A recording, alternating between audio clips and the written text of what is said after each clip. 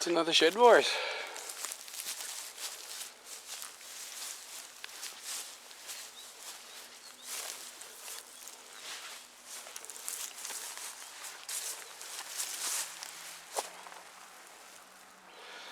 Weather's been up and down. These guys are all gone dry now. See, all the seed on these will be ready to pick.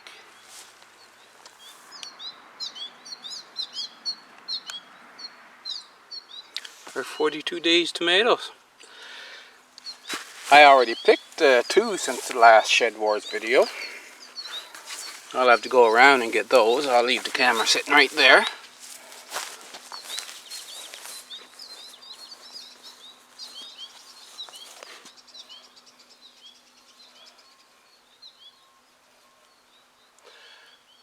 Very nice tomatoes, huh?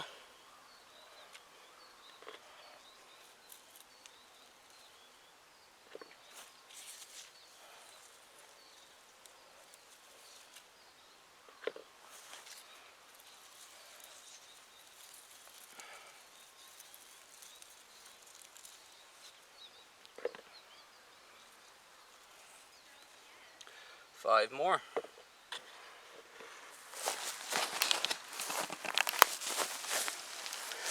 And look at our turnips. So now this one's growing big. The two are right together.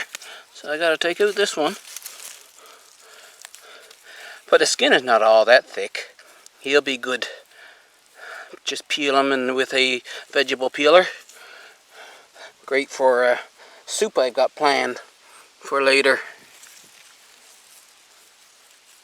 And I'll take out this one.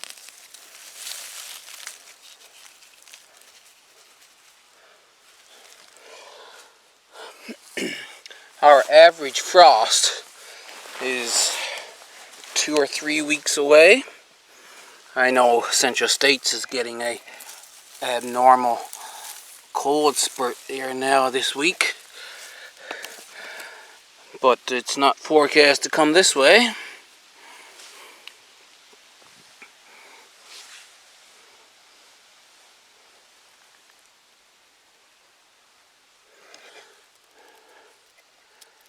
You see, here's the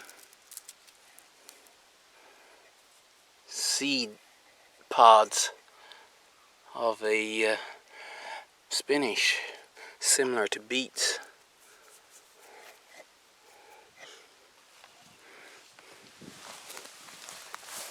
What are things doing like down here?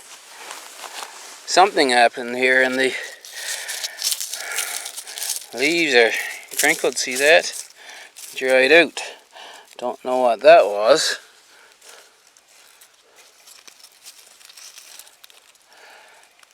When you grow your own, you'll quickly realize that they don't all grow in the perfect shapes that you see in the store. But they're growing.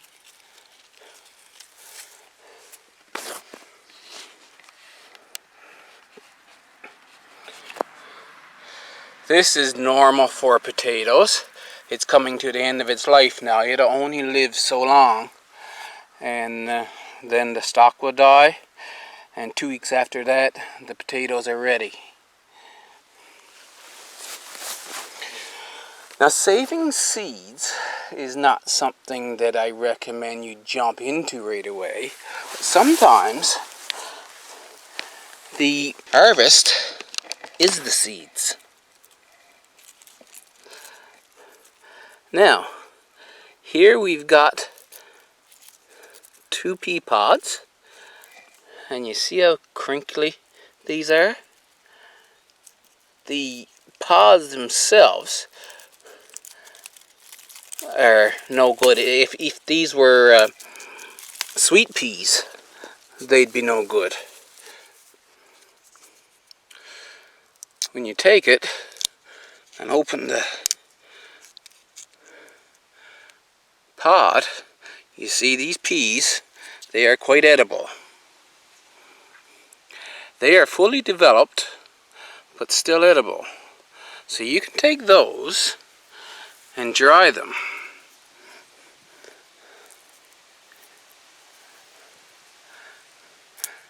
and then store them in a dried spot, or you can store them as your frozen green peas, same as what you would buy in the store. Now there's another pod there I'm going to get. If you just let them go, now you see this here pod's all dried up. Let's see what the peas are like inside.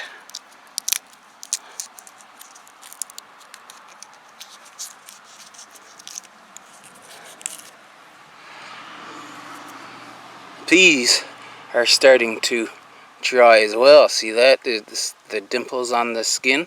They're not the plump peas that I just showed you.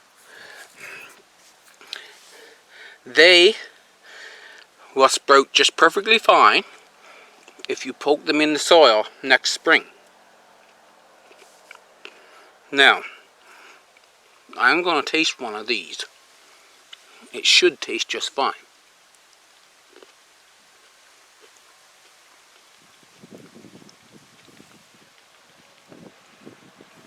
Okay, so at that point, it's starting to lose its sweetness. If you were going to eat these, you would probably cook them and add a little bit of sugar. But these, from the pods that were still green, are still tasty. So, once again, at this stage, peas are good, but they'll also be viable for seed. You can take them in the house, you can dry them, and store them in a just a bucket or whatever as dried peas, and then use them for pea soup and that kind of thing. And then come spring, you take however many you want out of your stash and plant them. Now you remember we're letting radishes grow, and we're going to harvest seed from them. These, the pods are still quite green. I'm going to go over to where the other radish seed is, and I'll show you something. Now,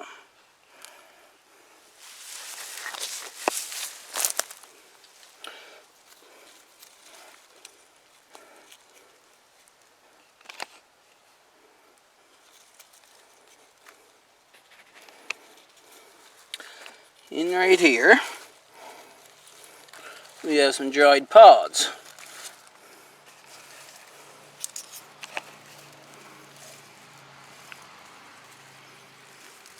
There's 2 dried pods on the vine, on the plant. Here I've got one in my hand. Get back to where I'm more comfortable.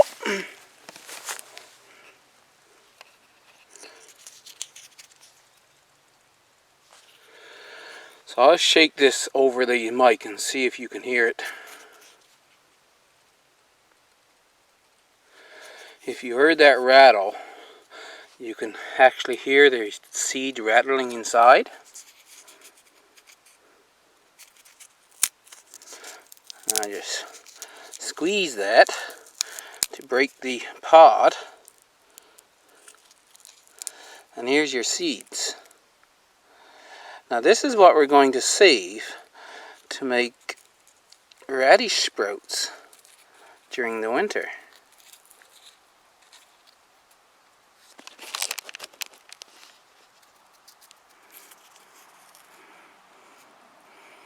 Those little brown seeds there.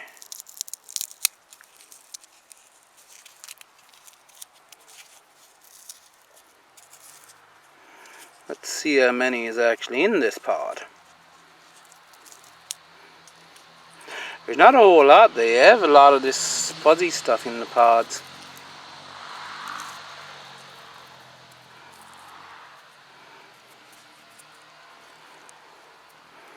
But if you add a lot of these, basically what you would do would be to just crush the pods,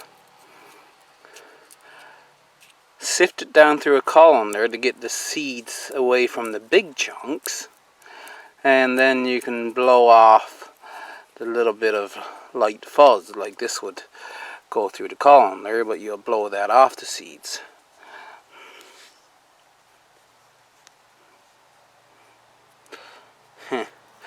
You had dropped 2, so 1, 2, 3, 4, 5, 6. We had 8 seeds in that pot.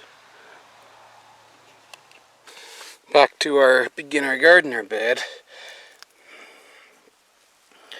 I'm going to take one of these off and open it up and show you. There's not one that's ready yet that I can see. They're still green.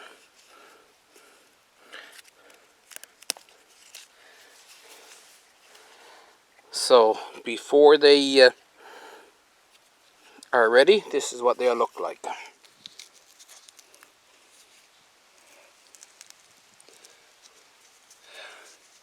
See, they look like a typical soybean now, but when they get fully ready, the pod will turn brown and your bean will get that colored look with the burgundy and white coloring,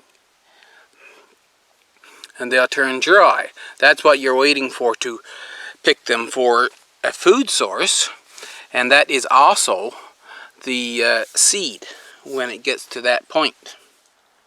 But being that there's none ripe here, let's go over to the Jacob's Cattle baking beans bed and I can show you one there. This is what the pods will look like when they're ready to be harvested. They go completely dry. Pick it off.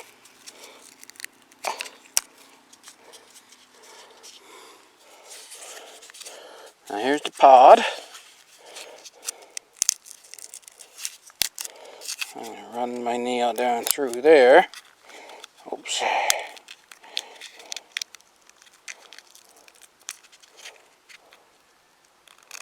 Don't want the beans to go all flying over. And here you are. Jacob's Cattle baking beans.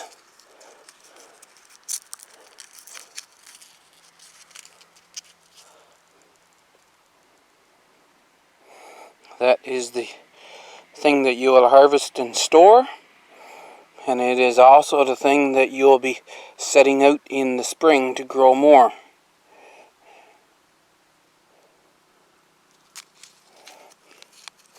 This pod has 4 beans in it. So sometimes you are actually harvesting the seed when you do your harvest. In which case, even a beginner gardener, he or she should keep some seeds for the following season.